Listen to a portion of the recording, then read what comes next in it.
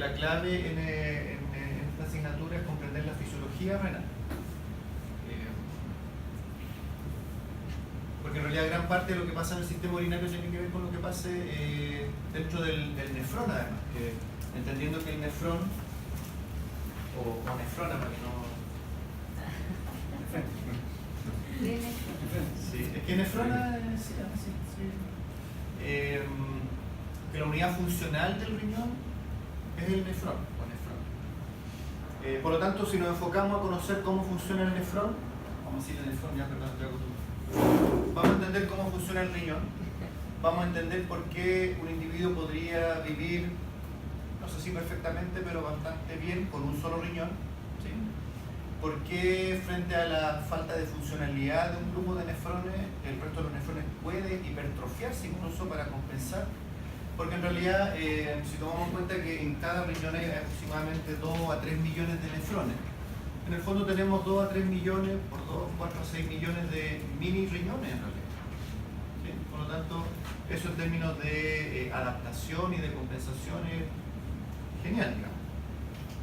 Ahora, en términos como órgano, el riñón, ¿cuáles son sus principales funciones? Ya bastante como conocidos, pero igual para que vayamos recordando y vayamos haciendo, detallando algunos de los conceptos. Primero dice, eliminación de productos de desecho, ¿sí? Que o se ingieren o bien son productos del metabolismo basal. ¿Sí? Esto es lo que hace que el riñón sea un órgano que está sumamente expuesto a la toxicidad, porque tiene que lidiar con todos los desechos del metabolismo.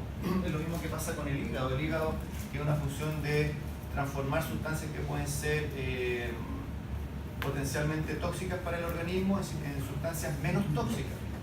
Pero si estas sustancias superan la carga de trabajo de estos órganos, claramente se ven afectados. Es como el veterinario que trabaja con enfermedades infecciosas, digamos. El que está más expuesto a enfermarse es precisamente porque tiene que lidiar con esto a diario. Segundo, del momento que su principal función es la de filtrar todo el volumen plasmático de un individuo, tiene una importante función en regular el volumen y la composición de los líquidos corporales, y eso nos obliga a recordar las primeras clases. El líquido corporal implica no solamente el plasma, sino que tiene que ver con el líquido intracelular, extracelular, fluidos orgánicos, líquido intersticial, bueno, y el plasma, por supuesto, que es lo que en este caso es mucho más evidente. ¿Y por qué influye en la composición? Porque como vamos a ver en el funcionamiento del nefrón, cada parte del nefrón cumple funciones de reabsorción de sustancia, eliminación de sustancia, reabsorción de agua o eliminación de agua. Por lo tanto, lo que nosotros veíamos en el práctico como la densidad urinaria, que tenía que ver con la relación entre el soluto y el solvente dentro de la composición del riñón, está claramente influenciada por un nefrón que funcione adecuadamente. Por eso entonces cuando un individuo es insuficiente renal, y eso en general tiende a homologarse a que 2/3 de los nefrones dejan de funcionar, todo este equilibrio, tanto en términos de volumen de agua como en composición de los líquidos, tiene que verse afectado. Profe, ahí es de los 2/3 que dejan de funcionar de frente, o hay falla en esos 2/3. Lo que pasa es que, claro, en ese sentido, las patologías y las insuficiencias renales se pueden clasificar en tubulopatías, porque vamos a ver que el nefrón se compone de un glomérulo y de túbulos, o de glomerulopatías. En ese sentido, cuando ahora conozcamos cuál es la función del glomérulo, cuál es la función de las distintas partes de los túbulos, uno después va a poder de tal manera predecir o interpretar qué debiera fallar en un individuo en que solo está fallando el glomérulo, es decir, solo falla la filtración, pero la reabsorción o excreción de sustancias y agua se mantiene. Entonces va a depender mucho. De hecho, el gran problema de las patologías renales es que en general, esto lo conversaba con su coordinador de carrera, el doctor Galleguillo, que es muy dado al tema renal, en gato especialmente, que frente a las patologías renales no hay mucho que hacer, digamos. Primero, cuesta detectarlas precozmente. Y ya cuando la patología se diagnostica, solo se pueden tomar medidas paliativas para que el daño progrese lo menos posible. Porque incluso pensar en detener el progreso no se ha perdido nada. Porque incluso pensar en que podemos detener el progreso de una patología crónica también es, de cierta manera, crear expectativas que podrían no ser. Y eso ocurre no solo para el riñón, sino que para cualquier órgano que sufra de alguna patología crónica. Tercero, dice, regula el equilibrio ácido-base junto a los pulmones y amortiguadores existentes en los líquidos corporales. Entendiendo amortiguadores como sustancias tampones que ayudan a que el pH tienda a ser neutro. ¿Sí? Siempre recordando que los iones hidrógenos son los que acidifican un medio y los iones hidroxilo, ¿sí?, son los que, al unirse a los iones hidrógeno y formar agua, ayudan no solo a combatir la acidez, sino que también a generar y neutralizar el ambiente. ¿Por qué nos vamos a dar cuenta de que influyen en esto? Porque cuando hablamos de la aldosterona, por ejemplo, decíamos, la función de la aldosterona es retener sodio, pero a su vez eliminaba potasio y iones hidrógeno. Entonces de esa manera estoy combatiendo una posible acidosis metabólica, por ejemplo. Por lo tanto, ¿y por qué junto a los pulmones? ¿Por qué los pulmones ayudan a regular el pH sanguíneo? Yo creo que en algún momento también lo conversamos o lo comentamos. ¿Por qué los pulmones también ayudan a regular el pH sanguíneo? Por el tema del CO2. Ya, porque si se acumula el CO2, ¿qué pasa? O pensémoslo así. Sí. Se acidifica el la sangre. Sí, porque el acúmulo de CO2 al unirse con el agua formaban ácido carbónico. Y eso acidifica el ambiente. Es lo que conversamos porque uno dice, pero hiperventilarse debería ser súper bueno porque mientras más oxígeno ingresa al organismo, mejor, ¿no? Respiremos más rápido, ¿no?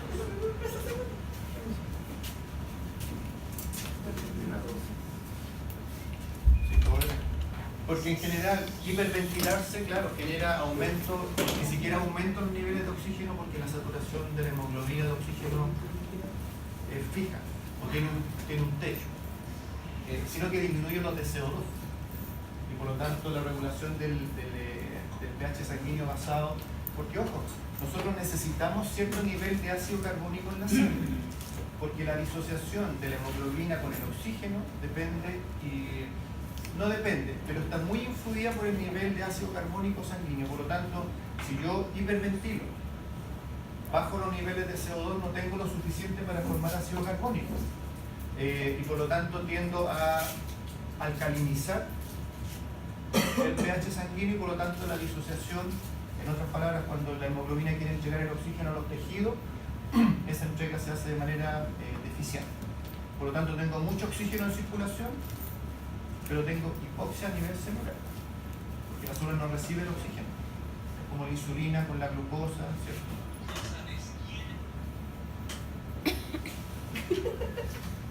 Importante, regular la presión arterial. ¿Cómo regula la presión arterial en el riñón?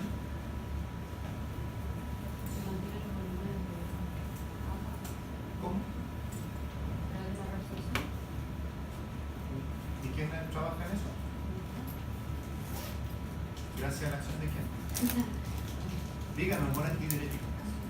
Aquí un poco recordemos cuando veíamos los mecanismos de regulación de la presión, que actúa la aldosterona, el sistema renina, angiotensina, aldosterona, ¿sí? Okay. Y producción de hormonas que regulan la producción de glóbulos rojos. Pongámosle nombre al tiro, eritropoyetina. La eritropoyetina se sintetiza principalmente en el riñón.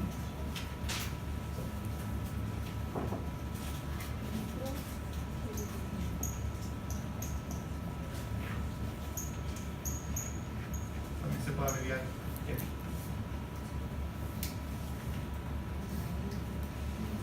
Lo que explica por qué es característico de los individuos con insuficiencia renal que sufran de anemia y que muchas veces requieren de inyecciones de eritropoyetina para compensar. También regulan la calcemia, lo hablábamos recién, de qué manera la calcitonina eliminaba el calcio a través de la excreción renal.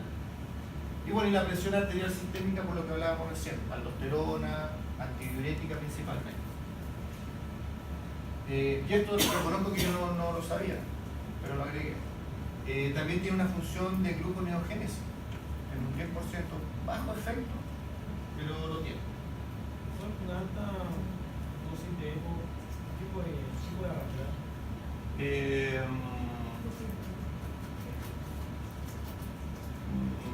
¿Problema renal? No, porque el tejido de origen es el riñón, pero el órgano, el tejido efector es la médula ósea. O sea, en el peor de los casos tendrían un exceso en la producción de glóbulos rojos. Profe, ¿cómo afectan los AINES esteroidales al riñón dependiendo del uso consecutivo de ellos? Ah, mira. Espera un segundo.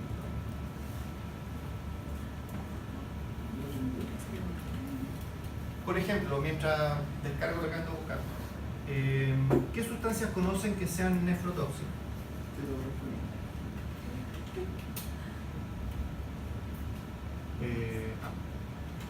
Ketoprofeno, ya como un AINE, ya, ¿algún otro?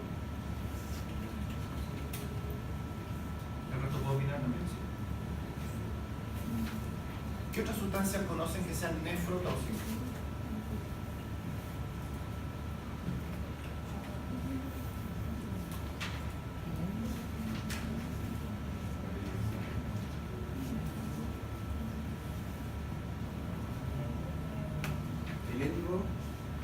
¿Perdón?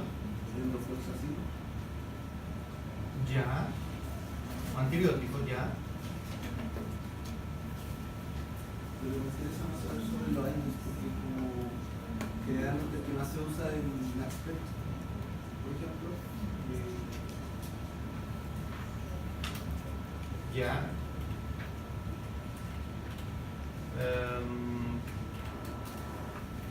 Sí, pero yo hice otra pregunta además, mientras vos puedo responder la suya. ¿Qué otras sustancias conocen que sean nefrotóxicas? Y de hecho en el práctico cuando hablamos del análisis mencionamos un par.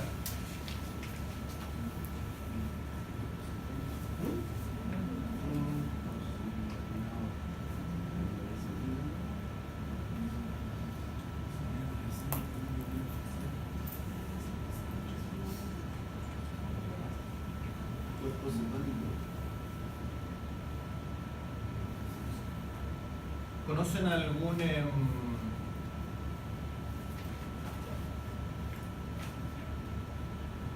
por ejemplo, de hecho hay un antibiótico que es más conocido por ser nefrotóxico, que es la gentamicina, que no solamente es nefrotóxica, sino que es ototóxica también. En el práctico hablamos de la hemoglobina y de la mioglobina, que eran nefrotóxicas, que provocan insuficiencia renal aguda. Pero en realidad lo que les quiero mostrar es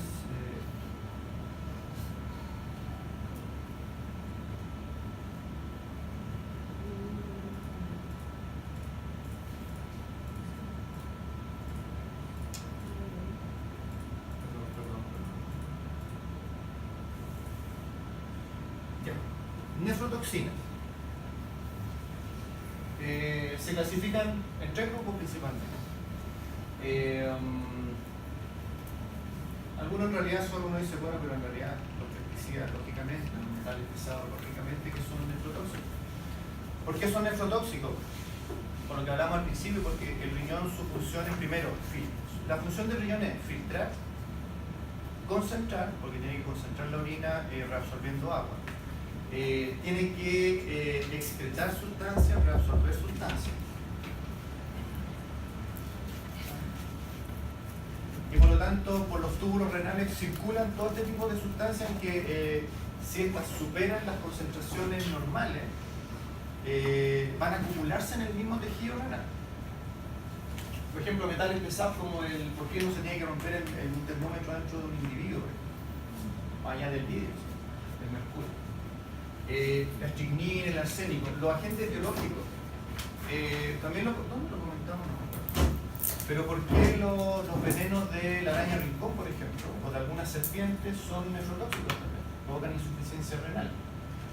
Algunos hongos, agentes infecciosos, el antivirus tiene afinidad por el riñón, la leptospira, por ejemplo. Pigmentos, hemoglobina, mioglobina. Sigamos, antibióticos. Estos antibióticos son los que ustedes van a usar en su práctica. Todos son potencialmente nefrotóxicos. Antifúngicos. Aquí está mencionabas ¿cuál antibiótico mencionó? El rofloxacino. No aparece. Pero la gentamicina que está dentro de los aminoglucósidos son como los más conocidos por ser nefrotóxicos. Los AINE. Uno dice, bueno, pero entonces dígame qué AINE ocupo para no tener problemas. Ninguno. Lo importante es que ocupe la dosis que corresponde, en la frecuencia que corresponde. Ahora, ¿por qué provoca el problema? No lo sé en realidad. Si esa era su pregunta. ¿Cuál es el daño que se genera en el riñón y por qué se genera ese daño? No sé. Pero quería mostrarle. No lo sé, pero lo buscamos ya. No hay más clases. Antineoplásico, yo necesito hacer una quimioterapia. Entonces no la hago. La hago, pero ¿por qué, por ejemplo, siempre todos estos tratamientos se hacen siempre con una vía endovenosa? Principalmente porque me aseguro de estar asegurando un adecuado volumen de filtración renal. ¿Por qué, por ejemplo, podemos generar una insuficiencia renal en un paciente posterior a una cirugía? Por ejemplo, cirugía la que ustedes quieran. Luego viene el postoperatorio, no me aseguro de una adecuada perfusión renal, pero doy antibióticos porque necesito, por ejemplo, fue complicada la cirugía, no lo sé. Podemos generar en forma iatrogénica, usamos la semana pasada el concepto de iatrogénico, que nosotros metemos las patas en el fondo de eso, por no asegurar un adecuado funcionamiento renal, porque además cuando uno coloca sueros debe además evaluar la cantidad de orina que se produce. No se trata solo de meter suero, ¿cierto?, sino que tengo que estar viendo que el individuo orine adecuadamente también. En medios de contraste, la semana pasada hablaban de las angiografías, por ejemplo. Yo necesito usar medios de contraste, es decir, todo lo que vemos acá, yo necesito ocupar. Por lo tanto, lo único que hace que estas drogas se conviertan o no en un tóxico es la dosis. Sí, eso quería mostrarles nomás. No sé qué es lo que hace.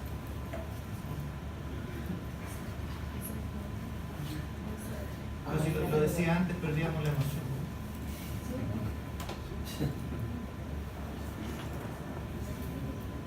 Nefrón.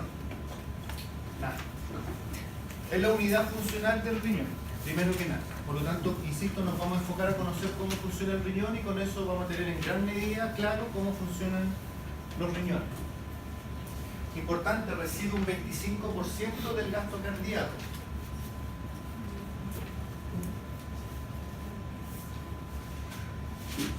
El riñón, al igual que la glándula adrenal, posee una corteza y posee una médula. ¿Y por qué en este caso es relevante? Porque vamos a tener distintos tipos de nefrones dependiendo, primero, dónde se ubican. Segundo, que la irrigación de los nefrones, si es que están ubicados a nivel de la corteza o a nivel de la médula, van a ser diferentes. Como dice acá, todos los nefrones que están irrigados en la corteza son de alta presión y de rápido flujo. En cambio, todos los nefrones que se ubican en la médula renal, son de baja presión y de flujo más lento. Porque cuando uno dice así muy suelto cuerpo, dice, bueno, el nefrón reabsorbe agua, reabsorbe sustancia, elimina sustancia. ¿Cómo ocurre eso? Tienen que haber gradientes vamos a ver que algunas sustancias se absorben o excretan por gradientes de concentración simplemente, pero hay otras que tienen que hacerlo por bombas sodio-potasio. Por ejemplo, la aldosterona para que genere el reabsorber sodio y eliminar potasio, cuando lo natural es que se elimine el sodio y se retenga el potasio, lo hace a través de bombas sodio-potasio, transporte activo, gasto de energía. Pero todo lo que ocurra a favor o en contra de gradiente de concentración requiere de que dentro del riñón hayan, por ejemplo, para que el agua salga del nefrón, ¿qué tiene que haber afuera de los túbulos para que el agua salga? Mayor concentración de solutos que en el fondo arrastren el agua y la saquen. El agua no sale porque la empujan, el agua sale porque se siente atraída por la concentración de sustancias que hay dentro de la médula renal.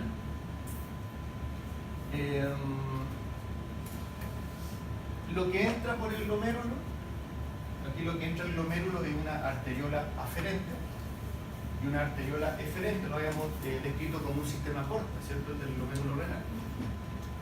Porque entra una arteriola y sale una arteriola, aquí no hay intercambio de gases, no hay intercambio de sustancias, solamente permitir la filtración. En ese sentido, ¿qué es lo que diferencia a lo que filtra por el glomérulo y sale por el riñón? Entendiendo que este componente que se llama filtrado glomerular o filtrado plasmático, y aquí ya se llama orina. Principalmente tres mecanismos, lo que mencionábamos recién: filtración, reabsorción y secreción. Y vamos a ver entonces dentro del nefrón en qué parte del nefrón ocurre la filtración, cuáles partes se encargan de la reabsorción y cuáles partes se encargan de la secreción.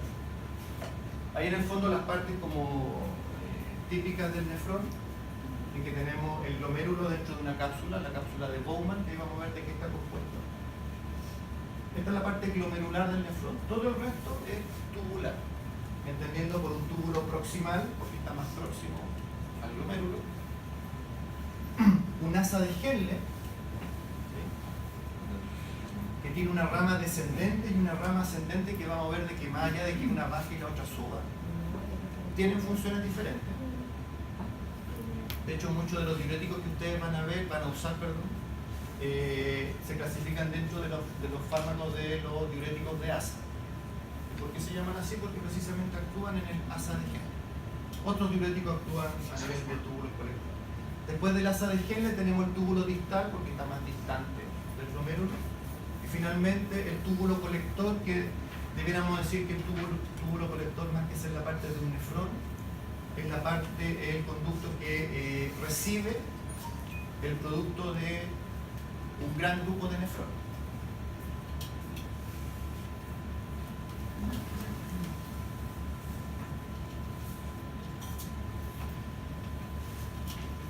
Los nefrones, entonces, dijimos que dependiendo de la ubicación dentro del riñón se pueden clasificar en corticales. ¿Y qué caracteriza a los nefrones corticales?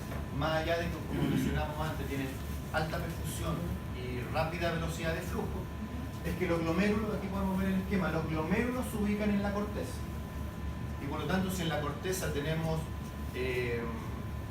altas presiones, significa que la filtración de esos nefrones es más eficiente que la de los nefrones que están ubicados en la médula. ¿Sí? ¿Qué es lo que queremos decir con esto? De que finalmente todos trabajan para lo mismo, digamos. Pero van a haber nefrones cuya función más predominante es la de filtración, y por lo tanto su mayor aporte a la formación de orina es a través del filtrado. Sin embargo, los nefrones que están dentro de la médula, en que tienen menor tasa de filtración, su aporte tiene que ver más con la reabsorción y con la secreción de sustancias. Se complementan. Otra característica: las asas de Henle son más cortas en este tipo de nefrones, que son los corticales. En cambio, los nefrones que le pueden llamar medulares si quieren más fácil, o yuxtamedulares, sus glomérulos están inmersos en la médula renal. Muy próximo a la corteza, pero en la médula renal. Y tienen asas de Henle, miren, muy largas.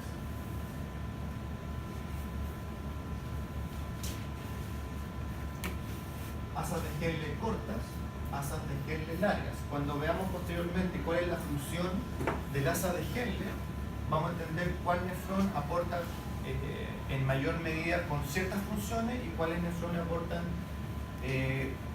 con menos funciones. Ahora, lo que hablábamos recién, para que el agua salga de los nefrones, más allá de que hay una hormona que facilita este trabajo, como la hormona antidiurética, por ejemplo, yo necesito que haya un medio hipertónico siempre dentro de la médula renal, dije, o sea, ¿no? Renal, que permita que el agua se sienta atraída a salir. Y esto está dado principalmente por este tipo de nefrones. Todos los nefrones que están inmersos en la médula renal tienen como principal función mantener este ambiente hipertónico y facilitar la excreción o secreción de sustancias. Porque sus glomérulos están dentro de una zona de baja presión de flujo lento. ¿De acuerdo?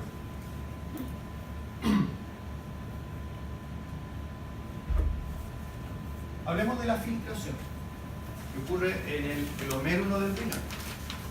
Si nosotros abrimos esta cápsula de Bowman, lo que tenemos en el interior es principalmente un capilar dado por la arteriola aferente y posteriormente la arteriola eferente. Pero la gracia de estos capilares es que son capilares que se denominan fenestrados, entendiendo el concepto de fenestrado con que posee poros. Bien, y aquí se ve bastante mal en la descripción. Pero ¿qué muestra este esquema? Que hay capilares cuyas paredes son continuas, es decir, posee el poro endotelial clásico de cualquier vaso sanguíneo, ¿sí? Pero también tenemos capilares fenestrados, es decir, que los poros por los cuales puede pasar sustancia o pasar agua son mucho mayores, incluso llegando a capilares de este tipo, en que claramente la posibilidad de que el agua y las sustancias pasen por el capilar es mucho mayor. Porque pensemos en los vasos sanguíneos que habíamos conversado en el sistema circulatorio. Por esos vasos sanguíneos puede salir agua, pueden salir sustancias siempre que se vencieran o se desequilibraran las leyes de Stalling, ¿sí? Porque si uno dice, si se desequilibran estas leyes, se provocan edemas, es porque entonces esos vasos sanguíneos tienen poros que permiten que el agua salga. Sin embargo, aquí de lo que estamos hablando es de un capilar especializado que facilita, más allá de que estas leyes estén en desequilibrio o no, permiten la salida de sustancias, y eso es lo que nosotros llamamos filtrado. ¿Por qué se produce el filtrado? Por la presión. La presión que ocurre, pensemos en banqueras, por ejemplo.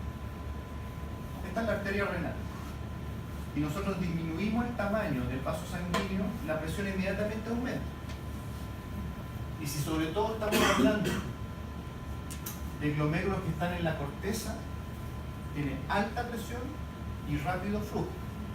Facilita mucho más de que el plasma salga, filtre por el capilar.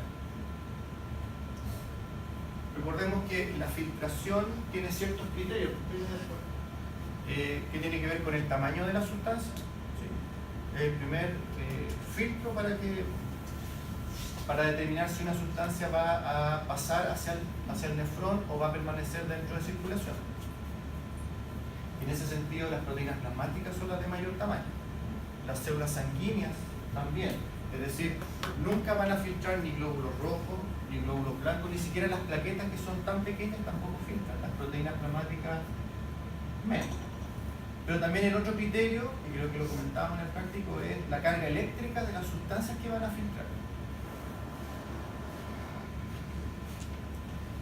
El plasma logra vencer el capilar fenestrado, logra salir, perfecto, pero para que la filtración se complete debe atravesar dos capas más.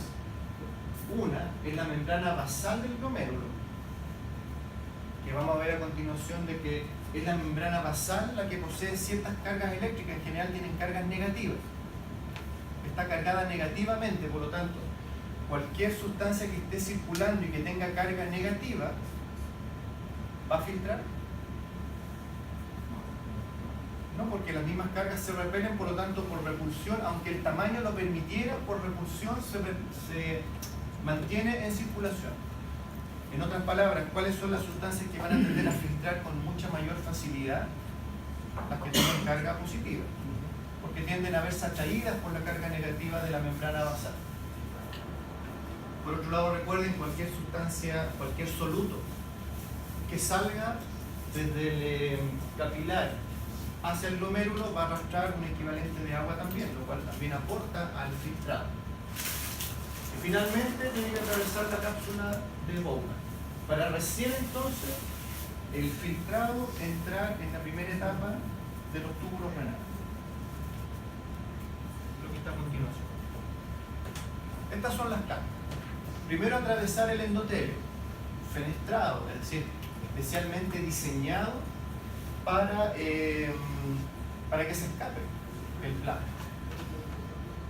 Es una barrera mecánica porque hay un filtro por tamaño de molécula, pero también es una barrera eléctrica, lo que mencionábamos recién. Por lo tanto, como tenemos esta barrera, evita el paso de proteínas, evita el paso de células. Sin embargo, permite el paso del agua sin ningún problema. Nutrientes y solutos siempre que no tengan un tamaño o una carga eléctrica que no sea compatible con las características del glomérulo. Una vez que salimos del endotelio, entramos a la membrana basal que mencionábamos recién, que de cierta manera tiene una barrera mecánica, pero que no filtra principalmente por tamaño, sino que tiene que ver con acelerar el paso de sustancias más pequeñas y enlentecer las que son más grandes. Pero la membrana basal principalmente su pega es la de estar cargado negativamente y generar lo que llamaríamos una barrera eléctrica. Barrera mecánica, principalmente acá, barrera eléctrica. Y por último, los podocitos, que se ven acá en el esquema, que están rodeando, ¿sí?, a la membrana basal, principalmente se mencionan porque son los que sintetizan a la membrana basal. ¿Y por qué es importante tener claro esto? Porque cuando hay daño en el glomérulo, hay una patología glomerular. Si se dañan los podocitos y no se sintetiza la membrana basal, significa que el filtro eléctrico se pierde. Y por lo tanto filtra todo tipo de sustancias, más allá de que sea sustancia positiva o negativa. ¿Cuál es el único filtro que seguiría permaneciendo? El filtro mecánico. Y por lo tanto, cuando ya el daño glomerular se hace más extenso y se daña también sí, pero se daña también la membrana basal, ya ni siquiera la barrera mecánica permite seleccionar sustancias. Y ahí es cuando llegamos a una etapa, por eso es preocupante cuando en la orina de un individuo aparecen proteínas, que son las de mayor tamaño molecular, o glóbulos rojos, ¿sí? Porque significa que las barreras del glomérulo fallaron tanto en términos eléctricos como en términos mecánicos.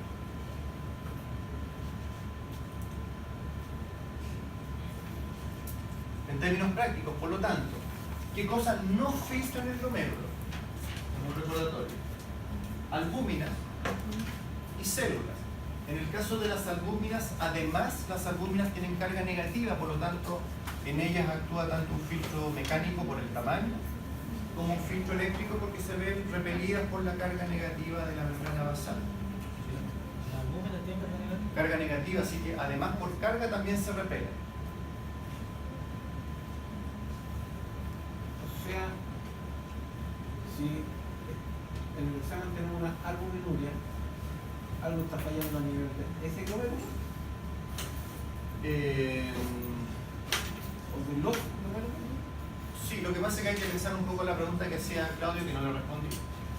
Okay. Lo que haga que falle, es decir, una sustancia que sea tóxica para el riñón no va a hacer fallar un nefrón. Va a empezar a hacer fallar un grupo de nefrones, por lo tanto, es una patología que, aunque el nefrón es individual funcionalmente, se ve afectado en masa, digamos, por lo que esté generando el problema. Si me dicen, bueno, pero ¿cuál es el tamaño máximo que permite cualquier sustancia mayor a 4 nanómetros no filtra? Menores, sí. Entonces, si eventualmente alguien que sabe, bueno, a ver, la inmunoglobulina G filtrará, qué tamaño tiene, y ahí ustedes van a saber si filtra o no. Y bueno, y claramente no filtran las moléculas con carga negativa, eso ya lo tenemos. Por lo tanto, ¿qué es lo que sí va a filtrar? Moléculas de carga positiva y moléculas menores a 4 nanómetros. Ahora, ¿qué pasa con las sustancias que no tienen carga eléctrica? Que no son ni aniones ni son cationes, son neutros. Bueno, solo va a operar el filtro mecánico por tamaño.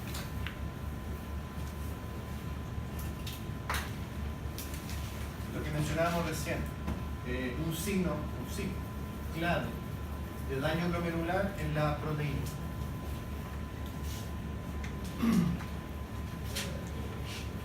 ¿A qué se refiere que descarte el origen urinario? Ah, sí, eso iba a decir. Porque que aparezcan proteínas en la orina no necesariamente indica que esas proteínas vienen del plasma. Por ejemplo, una infección urinaria hace que aparezca proteinuria, una hemorragia en la vía urinaria, proteinuria, una neoplasia, proteinuria. Por lo tanto, casi que lo comentábamos, yo ¿cómo puedo saber si esa proteinuria es por un problema glomerular?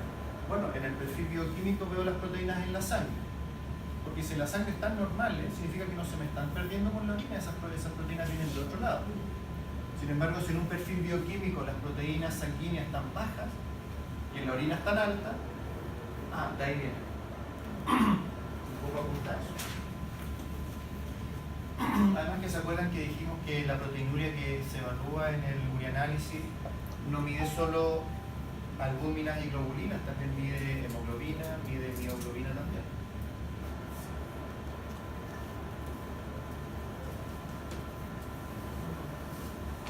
¿Cómo podemos evaluar?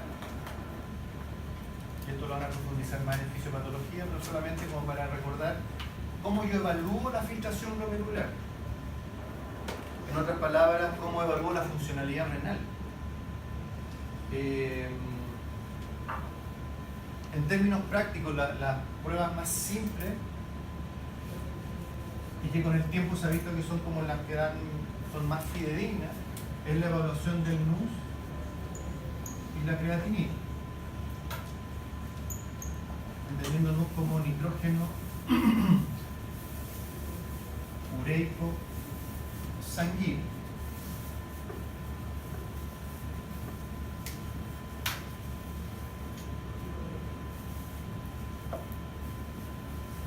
Sin embargo, el NUS no se utiliza como principal parámetro para evaluar la funcionalidad renal porque se ve afectada por otras variables, como hasta por ejemplo una dieta rica en proteínas afecta el nitrógeno ureico. Pero sí se ha visto que la creatinina es mucho más confiable, principalmente porque evalúa la filtración glomerular. ¿Okay? Y por lo tanto, un aumento de creatinina en circulación, lo que de cierta manera me está diciendo que algo está pasando en el glomérulo que no está filtrando, porque lo normal es que la creatinina filtre prácticamente en un 99%. Eso es lo normal. Pero si yo veo que la creatinina está aumentando en la sangre, significa que no está pudiendo ser filtrada por el nefrón. Y eso, además de mostrarme que algo está pasando en el riñón, me obliga a exámenes complementarios para llegar a un diagnóstico mucho más definitivo. Okay. Ahora, la filtración. Importante. La presión es clave para una adecuada filtración glomerular. Hagamos el ejemplo de un colador que fuera el glomérulo y una manguera. Puede ser burdo el ejemplo, pero si ustedes colocan algo en un colador y le dejan caer la manguera, no la manguera, el agua de la manguera, ¿cuánto podríamos hacer que pase a través del colador? A menos que yo le coloque el dedo y aumente la presión, claramente la fuerza que genera la presión sanguínea, en este caso la presión arterial, ayuda a que la tasa de filtración sea mucho mayor y sea mucho más eficiente en términos de tiempo. ¿Sí? Por lo tanto, la tasa de filtración glomerular depende de la presión arterial. ¿Por qué? Porque si tengo una presión arterial muy alta, ¿qué podría pasar en los capilares de los nefrones, en los capilares renales? Se rompen. Por lo tanto, ¿cómo el nefrón, en este caso, cómo el glomérulo se resguarda frente a una presión arterial muy alta? Provocando vasoconstricción de la arteriola aferente.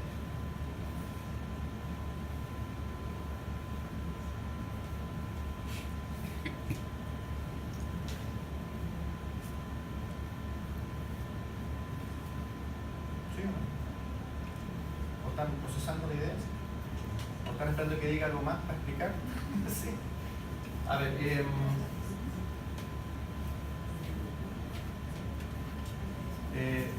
me apareció la duda. No sé si vasodilata, porque precisamente lo que yo busco es como una llave de paso, de manera de que la presión que viene por la arteria renal, si entrara sin modificar al glomérulo, hay ruptura de ovillos capilares. Sin embargo, tengo que tener... Si usted dice que es por presión y hace una vasoconstricción, obviamente hay más toque directo con la pared, entonces Pero también menos disminuye flujo. el flujo. Pero menos flujo. Pero disminuye el flujo, sí. Y hace que sea menos directo. Pero disminuye el flujo y Como va lo había a explicado en aumentar el la corazón. velocidad. Ah, pero ahí está. Sí, no aumenta presión y velocidad.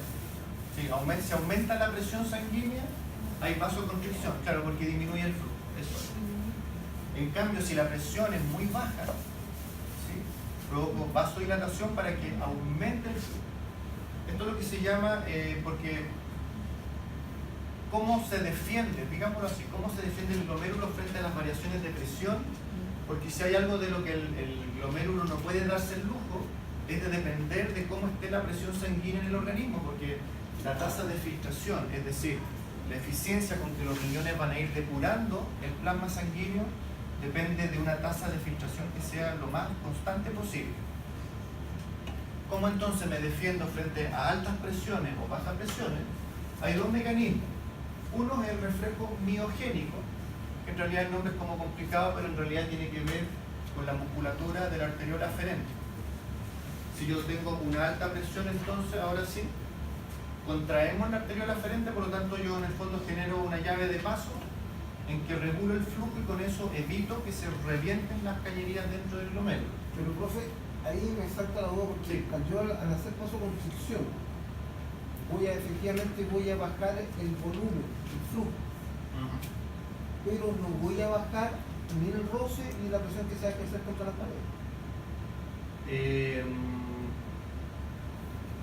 aumenta el roce, que hay una cosa de roce, el roce ayuda a disminuir el flujo. Es así. Ok. Es así. Voy a poner los números bajo la pregunta de Claudio. Ok. ¿Ya? Sí, cuando nos volvamos a ver, en cambio, si tengo problemas de baja de presión, yo lo que aumento entonces es el flujo. Ahora, ¿cómo es el flujo?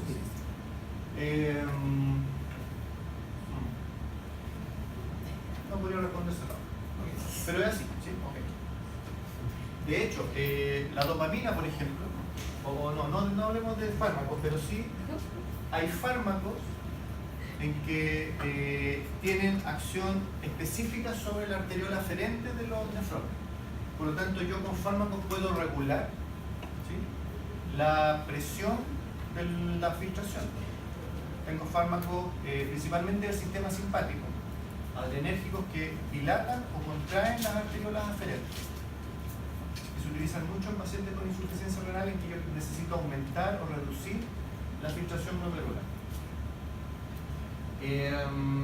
Y el otro mecanismo tiene que ver con la acción del aparato yuxtaglomerular.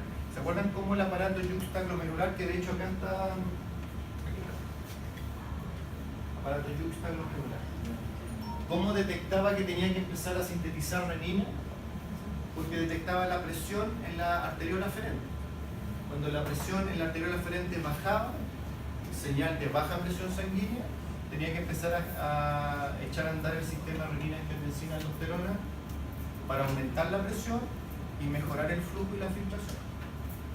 ¿Profe, la deshidratación también podría llevar a un problema renal? Claro, de hecho,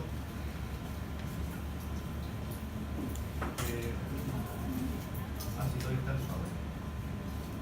De hecho, esto es de laboratorio clínico, a propósito. Pero cuando uno evalúa la funcionalidad renal y estas sustancias comienzan a aumentar en circulación, aparece el concepto de azotemia. Y azotemia se define como el acúmulo de desechos nitrogenados en la sangre. Y precisamente el NUS y la creatinina son desechos nitrogenados. Tienen estructura, ahí se puede ver, por ejemplo, en el caso la urea, la estructura química de la urea es nitrogenada. Por eso proviene del metabolismo de las proteínas. Y la creatinina precisamente también tiene una estructura nitrogenada. Pero cuando yo digo que el individuo tiene aumento de NUS y creatinina, es decir, es azotémico, tengo que dar un siguiente paso, que es determinar si esa azotemia es prerrenal, renal o postrenal. En términos muy simples, la azotemia renal es fácil porque significa que el riñón está fallando, ya sea una insuficiencia o una enfermedad renal aguda o crónica. Eso se determina con otro examen. El urianálisis ayuda mucho en eso. Si es postrenal, algo está pasando después de los riñones, hacia las vías urinarias bajas, incluso desde pelvis renal, uréteres, vejiga urinaria, uretra. Y uno dice, pero la prerrenal, ¿qué hay antes del riñón? Tiene que ver principalmente con problemas en la perfusión renal. Y cuando hablamos de perfusión, no tiene que ver con el aporte de oxígeno o de glóbulos rojos al riñón. Tiene que ver con el aporte de volumen sanguíneo, para que haya una adecuada perfusión renal, una adecuada filtración. Entonces, cuando tú me preguntas, bueno, ¿y la deshidratación? Claro, la deshidratación disminuye el volumen plasmático y por lo tanto la perfusión renal disminuye. ¿Sí? Por eso en un individuo deshidratado, ¿qué mecanismos empiezan a actuar? Hormona antidiurética para aumentar la retención de agua.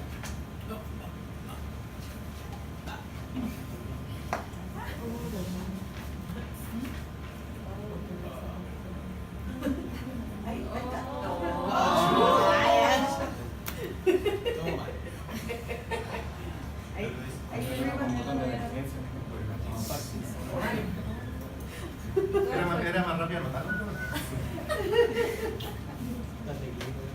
¿No podría mandar eso? Sí, claro. Lanzar ese... ¿En otro peso? No conversamos. Sí, ahora eso métase a cualquier lado y está, pues si no lo inventé yo, no está. Pero sí. Entonces está volando. Esos son mecanismos intrínsecos. Es decir, son acciones que se toman a nivel local para controlar la presión que va a entrar al glomérulo. Todo ocurre aquí, principalmente controlando la entrada de flujo al glomérulo. Pero también existen mecanismos extrínsecos, es decir, que están fuera del riñón, que también ayudan a esto. Por ejemplo, la adrenalina produce constricción de la arteriola aferente, lo cual se va a gatillar entonces cuando hay altas presiones sanguíneas. Importante, el objetivo principal de la liberación de adrenalina en estos casos es mantener una adecuada presión para irrigar el cerebro, el corazón, pero sin sacrificar la tasa de filtración glomerular. Es decir, lo que quiere decir esto es que la vasoconstricción de la arteriola aferente todo el tiempo se está modificando dependiendo de la necesidad de flujo en los distintos órganos. Tiene que ver mucho, no es tan raro, pensando en que cuando hablábamos de que el sistema simpático se activaba y la adrenalina es el principal neurotransmisor, ¿a dónde se distribuía el flujo principalmente? Sistema nervioso, ¿sí? corazón, pulmones, músculos, todos los órganos o sistemas que yo necesito para arrancar o escapar de la situación de alerta. ¿Sí? Tiene que ver principalmente con esto. Ahora, el riñón es un órgano que, insisto, no puede darse el lujo de decir durante una hora voy a trabajar a media máquina, porque eso implicaría inmediatamente el acúmulo de sustancias que debieran ser desechadas. Angiotensina 2. ¿Cuál es la función de la angiotensina 2?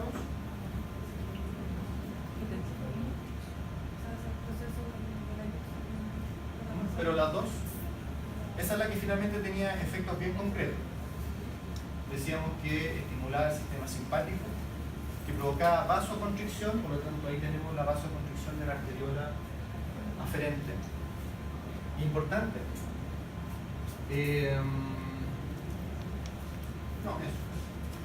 Bueno, y además estimulaba a la aldosterona y estimulaba a la hormona antidiurética.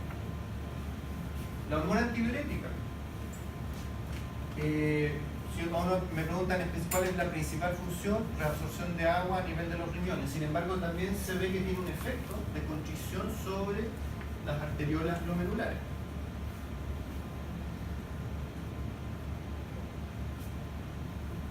Y finalmente el PNA, ¿qué es lo que era?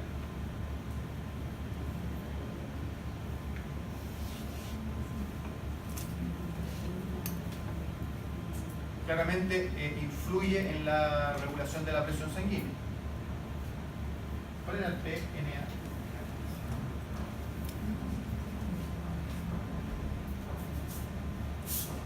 Péptido natriurético auricular. No, pero ¿cómo jamás se lo vi? Que era precisamente la sustancia que se activaba cuando la presión sanguínea era muy alta. Como yo bajaba la presión sanguínea con una sustancia cuya función, como su nombre lo indica, ayudaba a eliminar sodio por la orina y que se formaba en las aurículas cardíacas. Péptido natriurético auricular. Sí. Bueno, más allá de las funciones que describimos en términos de eliminar sodio por la orina, que inhibía a la renina, inhibía a la antidiurética, porque su función era eliminar agua, porque la presión sanguínea estaba muy alta.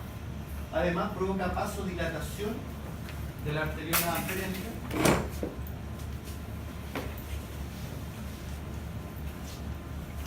y constricción de la eferente. Se fijan que tienen efectos contrarios a los anteriores, porque los anteriores lo que buscan es elevar la presión sanguínea, este lo que busca es bajar la presión sanguínea. Por lo tanto, en resumen, cómo el glomérulo se defiende frente a las variaciones de la presión del individuo mediante mecanismos intrínsecos a nivel local y extrínsecos a nivel no local.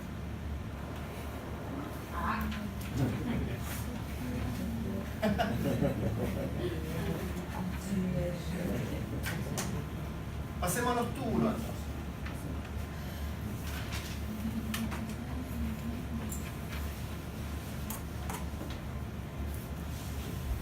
Podríamos decir que lo que pasa del glomérulo a la primera porción de los túbulos es lo que se puede llamar filtrado glomerular o también orina primitiva.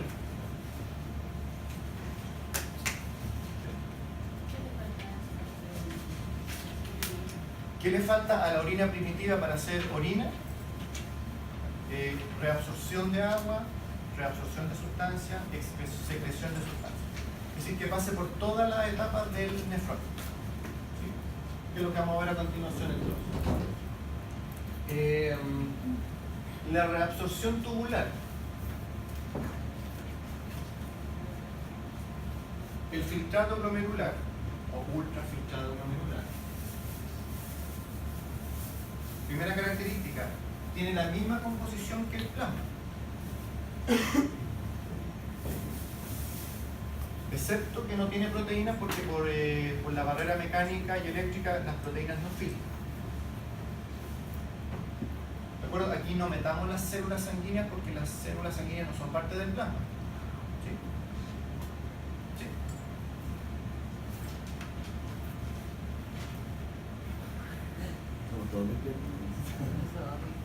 No, si están despiertos, si aquí los veo todos despiertos. Al menos los ojos están abiertos. No, sí, yo sé que ya estamos chatos. ¿Tienen prueba de algo hoy día? No, ¿En serio? Ah, no podía ser tan... No voy a hacer cambiar la cosa. Bueno, el tema es que el paso de la orina primitiva por todo el sistema tubular permite reabsorber, y aquí estamos hablando en términos de sustancia, hasta el 99% de lo que se filtra. Lo que muestra este esquema, y un esquema solamente para comprender las distintas formas en que las sustancias se reabsorben a través de la célula tubular acá. Aquí tenemos, por acá vienen las sustancias que acaban de filtrar, las células del túbulo y la sangre. ¿Sí? Por aquí pasan y algunas cosas se reabsorben, algunas sustancias se reabsorben y pasan a circulación. Precisamente porque no me sirve que la glucosa se pierda por la orina. Necesito reabsorberla. No me sirve que se pierda sodio, a menos que yo lo desee. No me sirve que se pierdan aminoácidos, por ejemplo. Lo que muestra son los distintos tipos de transporte, es decir, todo lo que está en gris ocupa sistemas de bomba sodio-potasio para poder atravesar la célula tubular. Principalmente tiene que ver entonces con lo que hablamos al principio. Si yo quiero reabsorber o eliminar sodio o potasio, la que actúa es la bomba del mismo nombre. Aquí tenemos algunos carriers que son proteínas transportadoras. La glucosa y los aminoácidos, por ejemplo, necesitan de esta proteína para atravesar. Canales iónicos, como lo que veíamos en la neurona, el túbulo también posee principalmente para el cloro, en menor medida para el sodio. Tarea. O más que tarea, ¿qué es lo que es el sinporte y el antiporte? Que son tipos de transporte a través de membrana.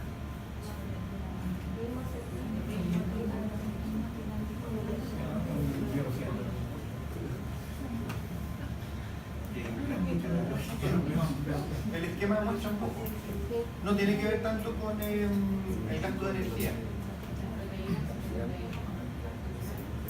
Con los carriers. Por ejemplo, en el antiporte queda como claro. Es una proteína de transporte que a la vez que ingresa algo, saca otra cosa. Eso se llama anti. Hace que una entre, pero al mismo tiempo está sacando otra. En cambio, el sinporte, que también se llama cotransporte, es una proteína de transporte que lleva dos sustancias al mismo tiempo. En este caso el sodio con la glucosa. No es más que eso.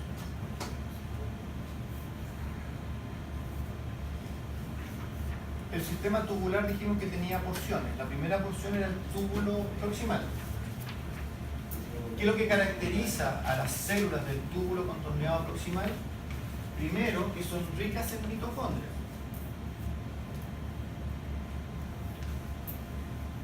Y poseen bordes en cepillo. Eso mismo lo habíamos visto en el intestino delgado. Precisamente en la porción que estaban las vellosidades intestinales y ¿qué función buscaba esa parte del intestino? Absorción. Por lo tanto, precisamente, las células del túbulo proximal se especializan en absorción de sustancias.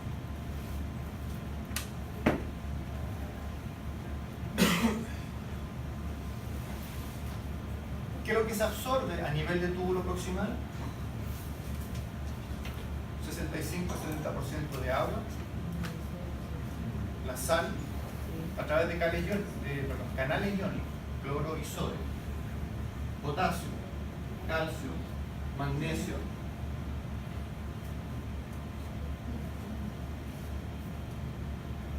¿Qué es?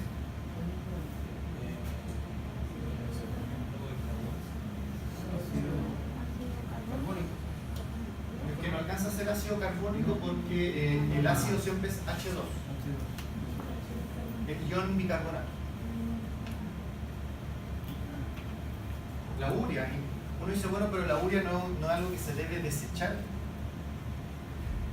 La urea, bueno, que si fuera así, nosotros nos mediríamos la urea en NUS en este segundo y nadie tendría NUS en circulación.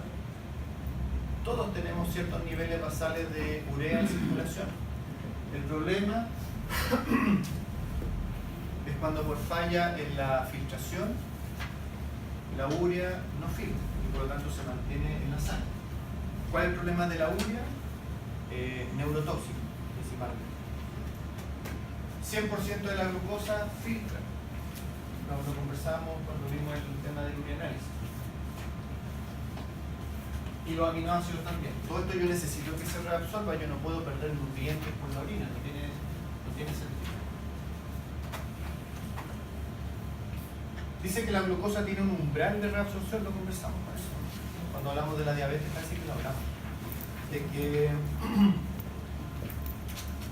que el túbulo renal reabsorbía la glucosa, pero tenía un límite. Así que lo conversamos. Por ejemplo, el límite depende de la especie. En otras palabras, en el perro, el túbulo proximal puede reabsorber hasta 180 miligramos de glucosa, lo cual es un 100% porque la glicemia normal en un canino es de 100 miligramos, por lo tanto reabsorbe sin problema. En el felino era más alto incluso, de 240 a 280. Y esto era un problema cuando un individuo tenía hiperglicemia, porque por ejemplo un gato podría tener 200 de glicemia y no presentar glucosa en la orina porque el túbulo es capaz de reabsorber el 100% de lo que recibe. ¿Sí? ¿No tenés todo? A eso se refiere con que hay un umbral. ¿El túbulo proximal reabsorbe el 100% de la glucosa? Sí, pero tiene límite.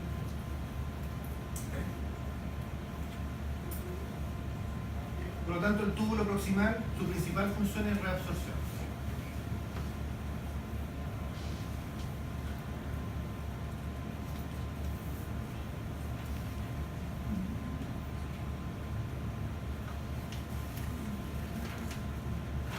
Wow.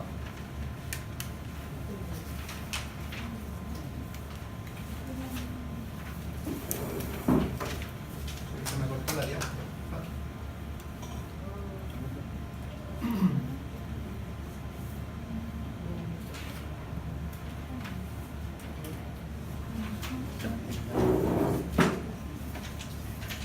Insisto, túbulo proximal, principal función, reabsorción. Importante recordar que lo hace tan especial para reabsorber alta cantidad de mitocondrias para las bombas sodio-potasio y borde en cepillo. Es que puede que haya subido el 2.0.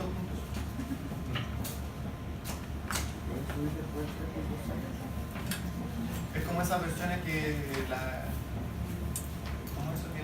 la versión penca es gratis, pero la otra hay que pagar. La actualización hay que pagar. Versión premium. Sí, se la voy a subir, pero no. Bueno, ¿qué caracteriza a las células del asa de Chenle? Acá tenemos un esquema más claro. Este esquema es importante un poco para el concepto. ¿Qué significa que algo sea isotónico?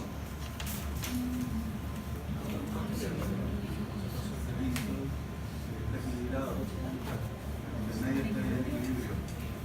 Perdón. El medio está en equilibrio. ¿Con qué?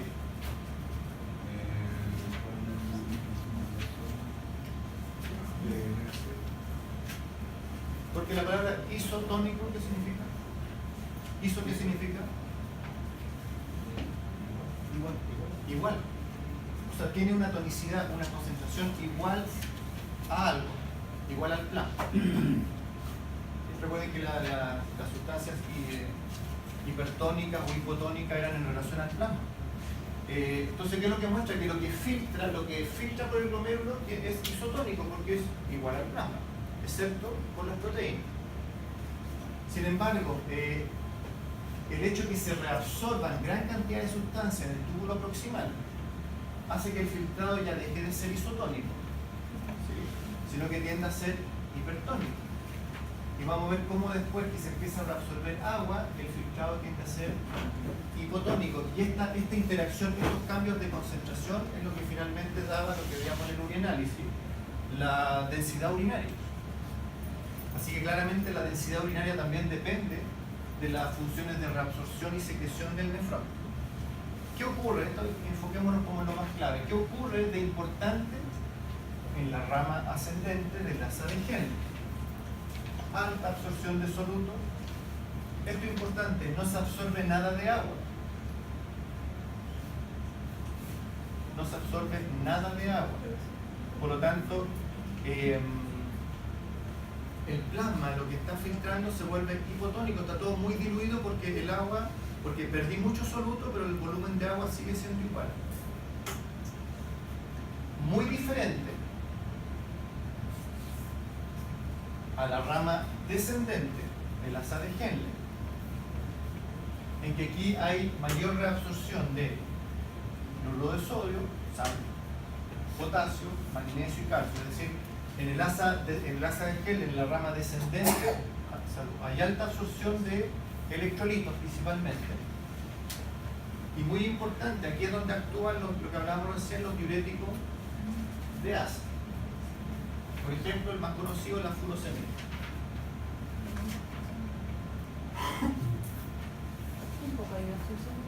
Tampoco hay absorción de agua. Por eso en el asa de Henle el medio es hipotónico, está muy diluido, hay mucha agua, porque la absorción de agua viene posteriormente. En el túbulo contorneado distal, ¿qué es lo que ocurre principalmente? Y en esto nos enfocamos. La absorción de cloro, ya no aparece el sodio. Recuerden que en el túbulo distal principalmente hay excreción de sodio, a menos que la aldosterona diga lo contrario. ¿Sí? Lo natural es que el sodio se elimine en esta porción y por lo tanto el potasio se reabsorbe. Si uno entra, el otro sale. La excreción de potasio entonces ocurre acá por acción de la aldosterona. Queda claro, si lo normal es que el potasio se reabsorba, pero si necesitamos que el potasio se elimine porque necesito retener sodio, ocurre gracias a la acción de la aldosterona. Y aquí está el sitio de acción de otro grupo de diuréticos, que son los diuréticos tiazídicos.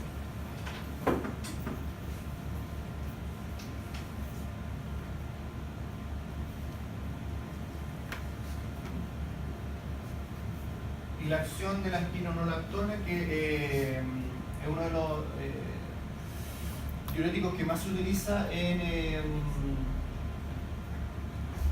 individuos que tienen alteración de la presión sanguínea, porque afecta directamente a la aldosterona, por lo tanto me afecta el sistema renina-angiotensina. ¿Sí? ¿Usted? ¿Sí?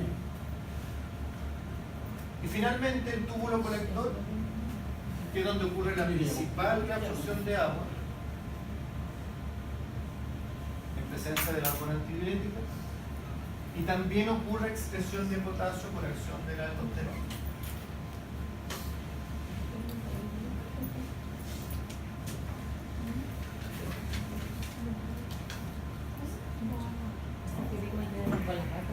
No, esto es solo para recordar lo que vimos en el práctico. ¿Sí? Esto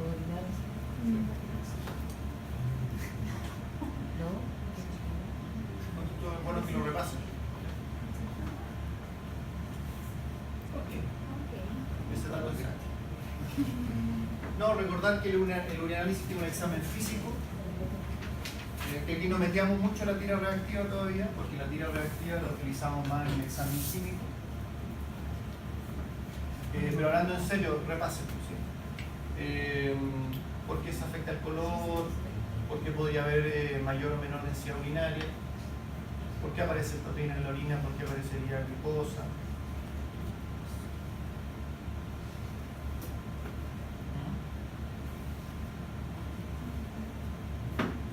Ahí sí, era un poquito más, ¿no?